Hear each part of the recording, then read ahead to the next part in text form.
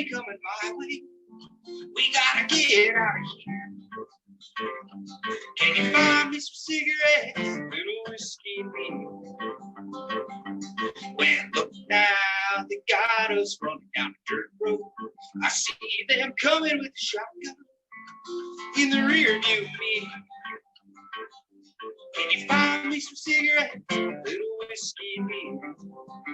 Oh, running high, yeah, yeah, yeah, well, high, yeah, yeah. Running high, yeah, yeah. Can you find me some cigarettes, with a lady in shade? Can you find me a cigarette? Oh, I'll miss you by day. Hello, everyone. Welcome to the show. Oh, I love this opening. That was today's guest, Joey Vinegar. Welcome to the show, Joey. Having me. Oh, and thanks for opening that way. I think that's so awesome. So obviously you're a performer, right? Yeah.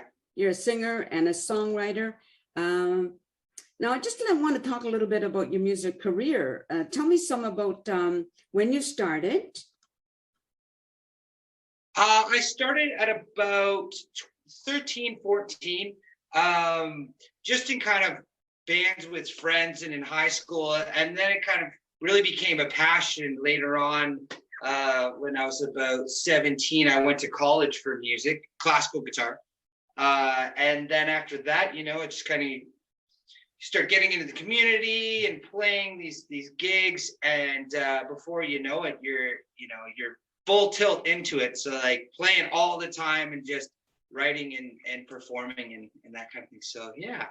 You had some great things happening, opening for bands like the Tragically Hip, right? Yeah. Oh my gosh. Now, what was that like? That must have been so exciting.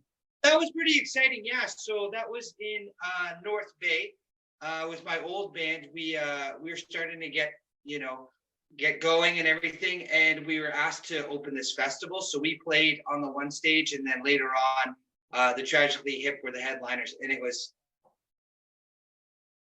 incredible. We were backstage just watching them perform. Oh my gosh. Yeah. I think everybody has their. You're cutting out. Unfortunately, you're cutting out a lot. Yeah, me too. Can you tell that you're cutting out on your end? Yeah. Hopefully it won't last too long. So you've also opened for the Sheepdogs? Yes. With the Sheepdogs, that was interesting because we're living, like, I'm in Brantford right now, Brantford, Ontario. And what would happen is this local bar, they would come in to Brantford and they would actually stay with us some nights. So they needed a place to crash. So it was like, yeah, well, you guys can stay with us. And just the nicest guys, great musicians. And yeah, so we would play, then they would play. And and we just got pretty close with those guys for a bit there. So yeah. Very nice. Very nice. No, you play multiple instruments, right? Yeah. So classical guitar was my first. And then I continued, I went to piano. And then I started picking up the mandolin and the banjo. I love playing the banjo. And then the ukulele. And recently it's been more vocals. So right.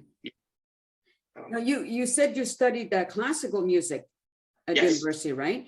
Now, as I was speaking to another musician, and it says learning classical music really helps you a lot. Yes. Right. Yeah. And can you explain how it helped you? For myself, a lot of the theory, it helped me with the theory.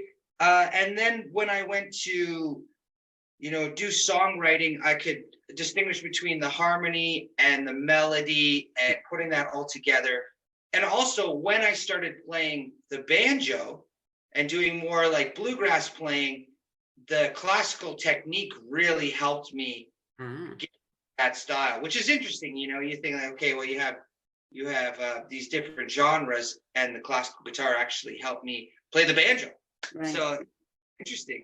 I would think that classical had to be the start of music at some point, right? Absolutely. Yeah, I would say so. Yeah. Yeah. So tell me about some of your, when you were younger, like who were some of the musicians that influenced your style of music? I really listened to a lot of my dad's music. He was always painting and listening to music, and my sister was the same way. Right. So a lot of my influences came from him. So a lot of Bruce Springsteen, the Who, like classic rock. Yeah, more of that style.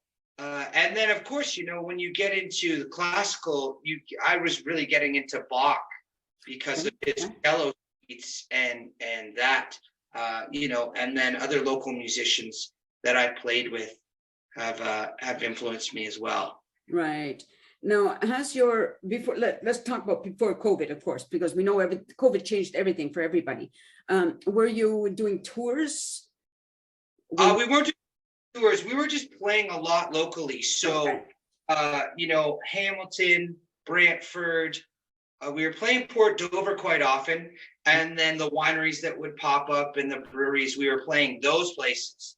So it was pretty constant, at least once a week. Now that everything's opening up, we're like twice a week. So it's good for you. Reception has been so positive. Yeah. I think we're hungry for live music and that positive energy again. Yes. I think people have really missed being able to go out to live events, right?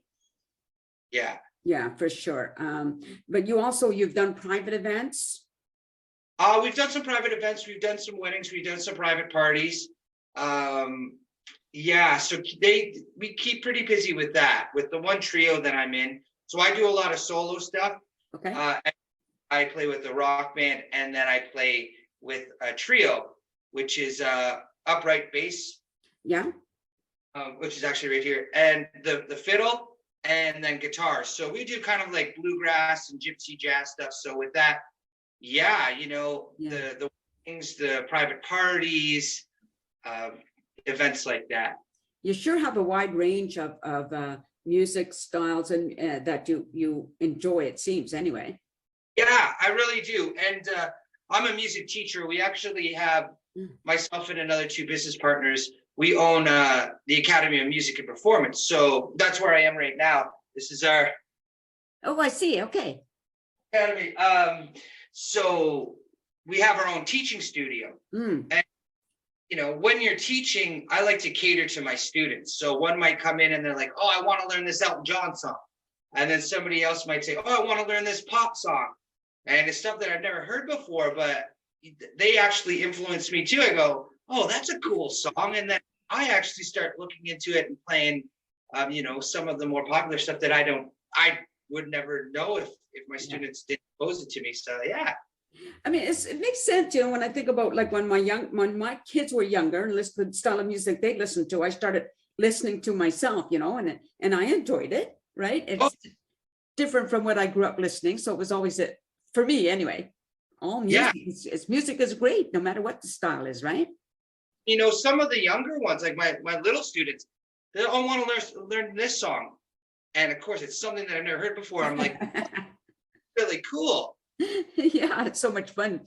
Now talking about your academy, what age group do you have that come through there for learning music or instruments? We've got quite the variety. So for myself, I think my youngest one is 6 and my oldest one is 66. Very good. 6 or 67. So it's a wide range, Yeah. I love it because you start to, understand how to relate to different age groups and different people. And that's what's been pretty great about the COVID thing happening, of just like, I shouldn't say that, but I know what you're saying. No, I understand. I mean, COVID's been great for me because I'm on Zoom. I know I wouldn't have been doing Zoom before, With myself, Yeah. Learning how to dial up and have students online. Yeah, right. Very good. So now you must have had students that just stand out. Oh, yes. Yeah. Have you? Sorry, go ahead. Oh, yes. I've got a few of my students really stand out. And, it's great to kind of just teach them and jam with them, because they get to a point where, they're getting so good that you're like, okay, well, let's play together. Yeah. Learn these songs together. And with the piano students, some of them are doing so well that I have to play them as the duets, and like I got to catch up with them. So I was like, whoa, I got to practice too. No, you said you're a songwriter, right? So I'm just wondering if any of your students have asked you to help them write songs. Yes, actually quite a few. That's one exercise that I teach a lot of my students. So I teach them the basic theory about which chords to use and the different families of chords. And then I said, okay, well, these are the group that you can pick from, and you have to write me a song. Nice. And I do that with almost all my students. Very good. Yeah. Does your school put on like events? Yes. So we do a year-end concert. We rent a hall here in town, and we set up the lights. So we set up the PA, so it's like kind of like a rock concert for them. And yeah, so the parents are so great about it. They just love it. We have snacks and everything. But yeah, we were doing that, and then I think I want to do it because of COVID. We had to shut that all down.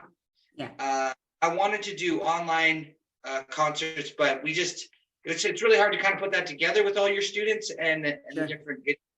But there's another local restaurant, and they have a stage.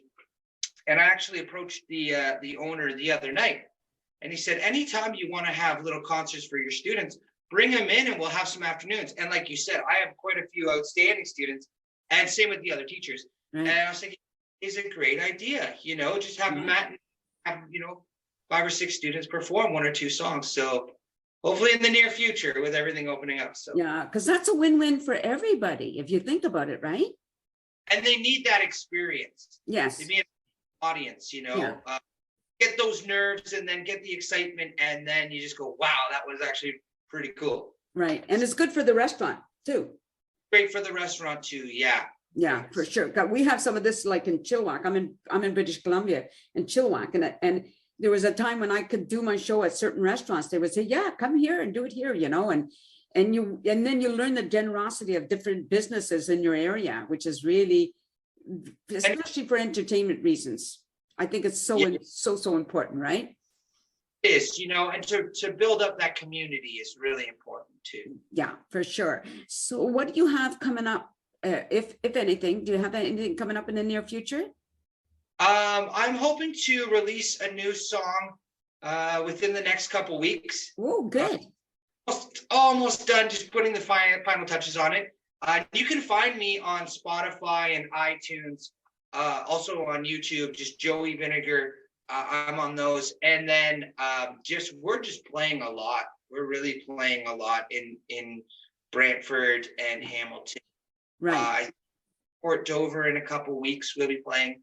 And my friend is also putting on an event in Brantford as well. Now, I don't know if she's live streaming it or what she's going to do. So that's April 1st at the Knights of Columbus in Brantford. And we're playing at 9:30. So, yeah. So it should be a great event. Now, at those events, are you going to be playing originals, or are you be playing like requests? How's that work? We play a lot of originals. And when I do solo, I do quite a few originals and just kind of pepper in those cover songs. Yeah, those Bruce Springsteens and those hits. Yeah, you said that Bob Dylan, Queen, the Stones, Zeppelin, those were all some of your influences, right? Yeah, we do play some of the Rolling Stones. Led Zeppelin, for sure. CCR, I don't know if that's on my bio, but I love Creedence. So, yeah, oh yes, yes, I hear you. That is really, really good. I wish I could perform. Yeah, I just have a great last name. I just don't perform, unfortunately. But it's really nice that you're able to get out there and start performing and things. I'm really happy for you to be able to do that, and I'm sure the people that get to see you are happy as well, right? Did you freeze again on me? come back, please. Oh, not at this They point. really are, on St. Patrick's Day. Oh, Go ahead. hello? Yep, I can hear you. Oh, there you are. Oh, yeah. So we played on St. Patrick's Day, and the place was packed, and the reception was excellent. A lot of our friends got to come out. I'm